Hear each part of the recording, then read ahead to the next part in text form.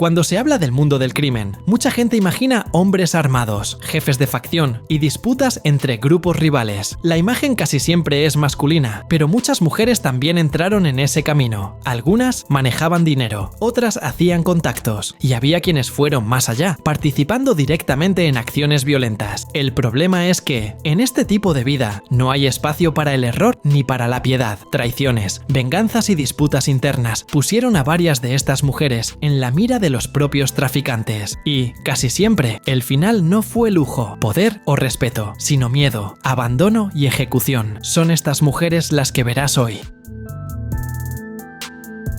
La historia de Ewelyn Pasos Rodríguez comenzó lejos del crimen, hija de un policía militar, estudiante de Derecho, madre de 2 hijos y con trabajos simples registrados. Llevaba una vida común en Santa Catarina, Brasil. Todo cambió después de un intento de eliminación en 2022, cuando fue atacada por su exmarido y tuvo que someterse a una cirugía. Después de eso, la rutina fue otra. Meses más tarde, Ewelyn apareció vinculada al tráfico. Pasó por diferentes grupos criminales, salió de Santa Catarina, Brasil, y fue hasta Río de Janeiro, Brasil, donde adoptó el apodo de Diabla Rubia. En las redes sociales mostró armas, provocó a rivales y llamó la atención al mezclar crimen con fama virtual. La exposición tuvo un alto precio, buscada por la policía y marcada por facciones rivales. Entró en una situación sin salida. Terminó siendo ejecutada durante disputas armadas en la zona norte de Río. Al final, la vida que comenzó simple terminó devorada por la violencia que ella misma pasó a enfrentar todos los días.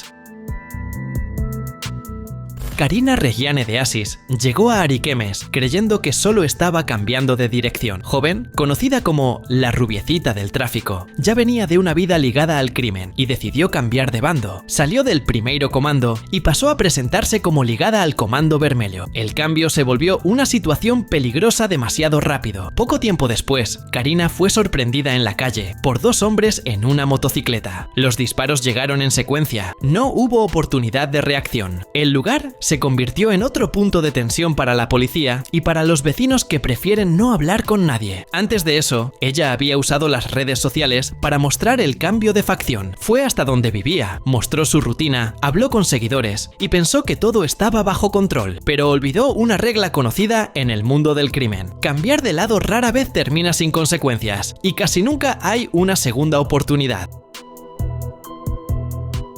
Brenda del Castillo salió de casa con 2 amigas, pensando que estaría fuera solo unas horas. Morena Verdi y Lara Gutiérrez estaban con ella, pero las 3 desaparecieron en la región sur del Gran Buenos Aires. Días después, la policía descubrió que aquella salida simple se había convertido en una trampa. Los teléfonos celulares llevaron a los investigadores hasta una casa en Florencio Varela. En el patio trasero estaba lo que quedó de las jóvenes. Cerca de allí, un coche blanco quemado ayudó a unir las piezas. La policía descubrió que el trío fue atraído a una fiesta falsa después de una situación con estupefacientes que involucraba a una banda local. Era un castigo del tráfico, de esos que nunca terminan bien. El caso ganó aún más peso cuando salió a la luz que la violencia fue transmitida en vivo, en un grupo cerrado de Instagram, con cerca de 45 personas mirando. 12 personas ya fueron detenidas por su implicación. En medio del caos, el caso muestra hasta dónde puede llegar la violencia, cuando el crimen convierte la crueldad en espectáculo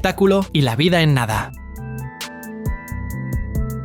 Ana Luisa Lima Brito tenía 21 años y ya circulaba en un ambiente donde la confianza vale muy poco. En Eunápolis, en el sur de Bahía, Brasil, terminó entrando en una situación que se salió de control rápidamente. La joven fue señalada como responsable de atraer a Mateus Rodríguez de Souza a un encuentro que se convirtió en una emboscada. Él fue ejecutado dentro de un mercado, en plena noche. Después del ataque, Ana Luisa apareció tomando el celular del joven y se fue caminando, como si fuera una tarea más. 2 días después, llegó la cuenta. Fue ejecutada como forma de represalia por la propia facción. Su ejecución fue grabada y difundida por la ciudad, dejando a la familia en shock. La madre intentó advertirle varias veces sobre la vida que llevaba, diciendo que ese camino no terminaba bien, y la predicción se cumplió de la forma más cruel posible.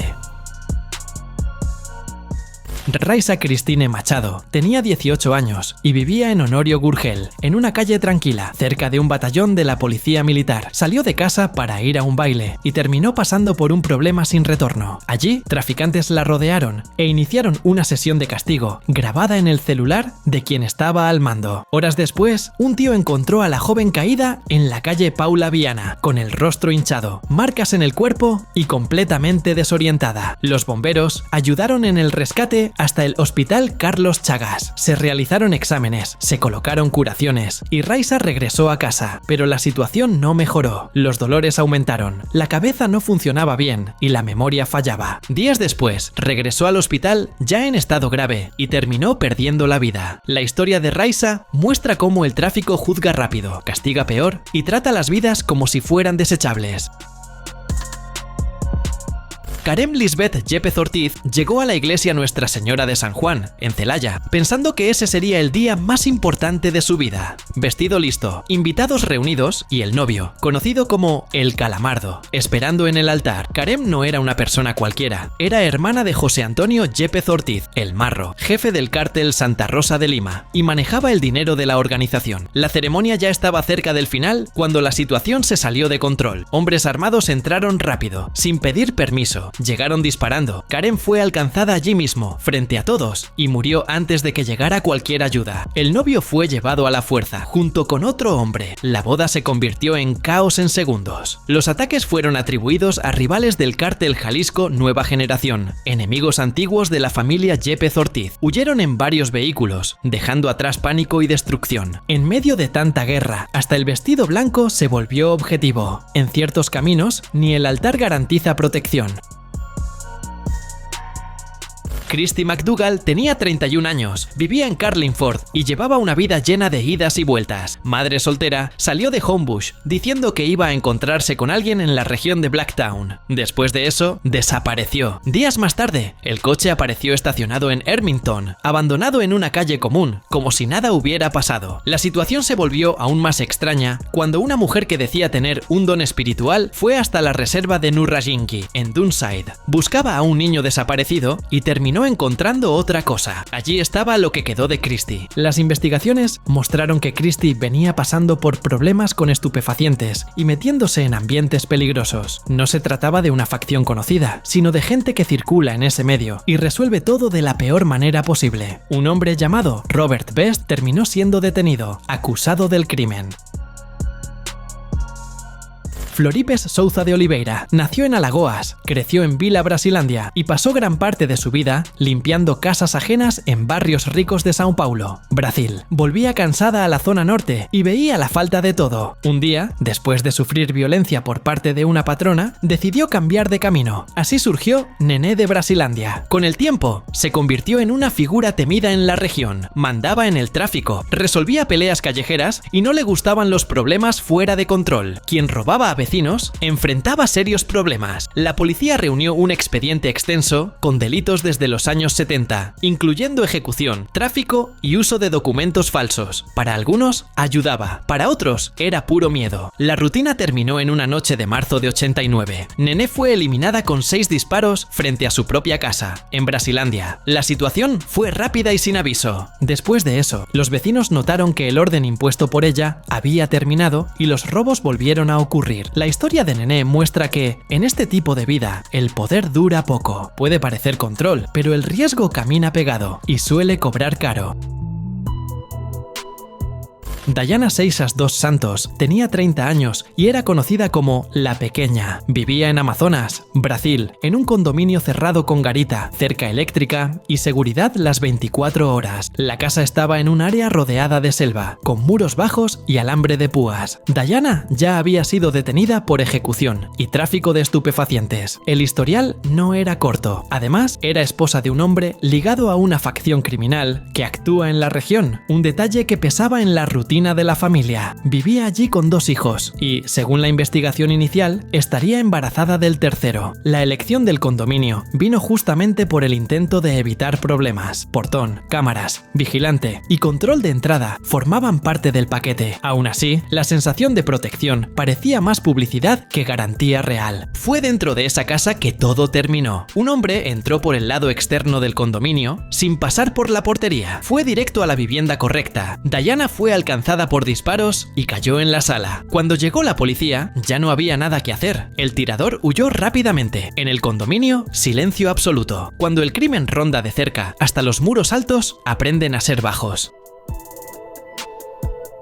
Griselda Blanco construyó una vida marcada por la violencia desde temprano. Nacida en Cartagena, creció en medio de peleas y guerras callejeras. Aún siendo niña, ya se metía en crímenes. Cuando era adolescente, fue a Medellín y allí comenzó a ganar espacio en el tráfico. Pequeña de tamaño, pero gigante en el miedo que causaba. Ordenaba ejecuciones sin pestañear y acumuló enemigos por todos lados. Con el tiempo, se convirtió en una de las figuras más temidas del cártel de Medellín. Controlaba rutas, dinero y gente armada. Estuvo casada 3 veces y los maridos perdieron la vida. La cuenta de ejecuciones ligadas a su nombre solo crecía. El pasado seguía pegado, incluso cuando intentó cambiar de vida. Años después, ya de regreso en Colombia, Griselda salió a comprar carne en una carnicería del barrio Belén. Estaba acompañada de su nuera, embarazada. 2 hombres en una moto llegaron rápido. Uno de ellos se acercó y disparó 2 veces. La técnica era la misma que ella ayudó a difundir. Al final, la criminal cayó de la forma en que vivió, por el mismo camino que construyó. Adriana Miranda Paz tenía 21 años y vivía en Igarapé Miri, en el noreste de Pará, Brasil. Era joven, madre de una niña pequeña y conocida en el barrio por el apodo de Drica del Polvo. La rutina parecía común, pero la situación ya estaba fuera de control desde hacía un tiempo. Pequeños favores aquí, recados allá, hasta verse ligada a gente equivocada. Cuando se dio cuenta, ya estaba en medio de un problema demasiado grande. Desapareció el día 20 de marzo de 2021. Días después, comenzó a circular un video que mostraba a Adriana hablando con hombres armados. En otro tramo, la ejecución aparecía de forma cruda. La grabación se difundió rápidamente por los celulares de la ciudad, esparciendo miedo y silencio. Lo que quedó de la joven fue localizado días después, en el mismo barrio donde todo ocurrió. La sospecha es de castigo impuesto por una facción, tras acusaciones de pasar información. La historia termina mal, como tantas otras, una advertencia dura de que, en este tipo de camino, la salida casi nunca existe.